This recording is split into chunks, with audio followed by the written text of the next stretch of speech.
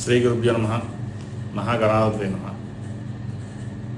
ఈ నెల 26వ తారీఖు నాడు శని త్రయోదశి. చాలా విశేషమైన రోజు కూడా.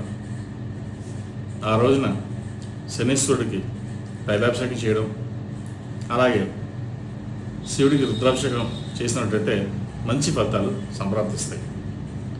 ఈ ఏలినాటి శని నడుస్తున్న వాళ్ళకి, అంటే ముఖ్యంగా మేషం, కుంభం, మీనం, అలాగే సింహరాశి వారికి అష్టమ శని, ధనుసు రాశి వారికి అర్ధాష్టమ శని నడుస్తుంది. ఈ రాశుల వారు శనికి తైలాభిషేకం చేయడం, ఆ రోజున అఘోర పశుపతి హోమం చేయించడం చెప్పదగిన సూచన.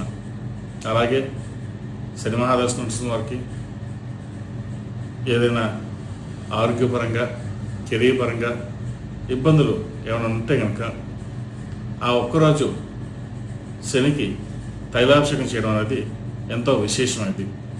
ఎందుకంటే త్రయోదశి శనివారం సంవత్సరానికి 4 సార్లు వస్తుంది. కాబట్టి ఇటువంటి పర్వదినాల్లో ఆ శనీశ్వరుడి అనుగ్రహం పొందినట్లయితే చాలా మంచి ఫలితాలు ఉంటాయి. ఏదైనా సరే ఈశ్వరాధీనం, పరమేశ్వర అనుగ్రహం లేకుండా ఏదీ జరగదు. కాబట్టి ఇటువంటి రోజున 26వ తారీఖు శని త్రయోదశి రోజున శనికి తైలాభిషేకం, అఘోర పశుపతి హోమం చేయించడం చెప్పదగిన సూచన. ఒకవేళ కుదరని పక్షంలో ఉంటే ఎవరైనా సరే మీ ఇంటి దగ్గరలో ఉన్న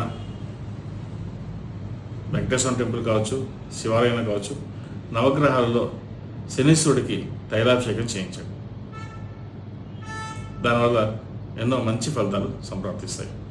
సర్వే జనా సుఖినో భవంతు, లోక సంస్థ సుఖినో భవంతు. ఓం శాంతి శాంతి శాంతి.